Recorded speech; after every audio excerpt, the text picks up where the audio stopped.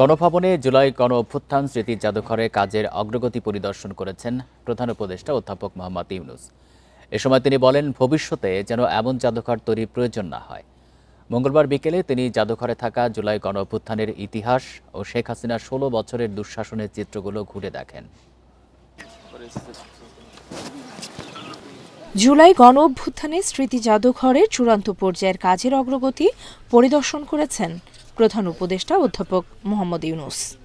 মঙ্গলবার বেলা ৩টার দিকে গণভবনে যান তিনি। জাদুঘরে থাকা জুলাই গণ অভ্যুত্থানের পেছনের ইতিহাস ও শেখ হাসিনার ১৬ বছরের দুঃশাসনের চিত্রগুলো ঘুরে দেখেন।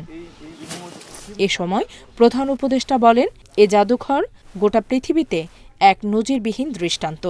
পৃথিবীতে বহু জাদুঘর আছে, বহু মিউজিয়াম আছে, তাদের সংস্কৃতির উপরে আছে, তাদের রাজা রাজার কাহিনীর উপরে আছে, তাদের ইতিহাসের উপরে আছে। আমাদের মতো জাদুঘর আর কোথাও নেই।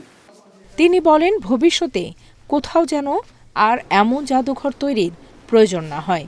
যদি জাতি কখনো কোনো কারণে দিশেহারা হয়, তবে এই জাদুঘরে পথ খুঁজে পাবে বলেও আশা করেন তিনি। পাঠদান করার জন্য না, জাস্ট ঘুরে বেড়ানোর জন্য, দেখার জন্য,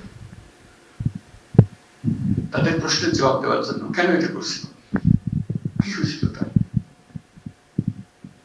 এরা কারা? এই জাদুঘর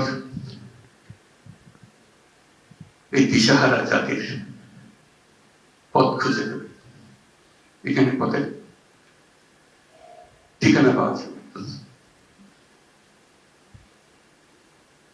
এটি হলো এই জাদুঘরের বৈশিষ্ট্য। পরিদর্শনকালে অধ্যাপক মোহাম্মদ ইউনূস ১৫ মিনিটের একটি প্রামাণ্যচিত্র দেখেন, যেখানে ফ্যাসিস্ট শাসনামলে গুম, দমন, পীড়ন, বিরোধীদের উপর হামলা এবং জুলাই অভ্যুত্থানের সময় সংঘটিত গণহত্যার চিত্র তুলে ধরা হয়। সংস্কৃতি উপদেষ্টা মোস্তফা সরোয়ার ফারুকী সহ জাদুঘরের কাজে নিয়োজিত সকলকে ধন্যবাদ জানান প্রধান উপদেষ্টা। এ সময় তার সঙ্গে ছিলেন উপদেষ্টা পরিষদের সদস্য এবং রাজনীতিবিদরা। যে বাংলাদেশের সর্বনিম্ন বিন্দু কি এবং সর্বোচ্চ বিন্দু কোথায়?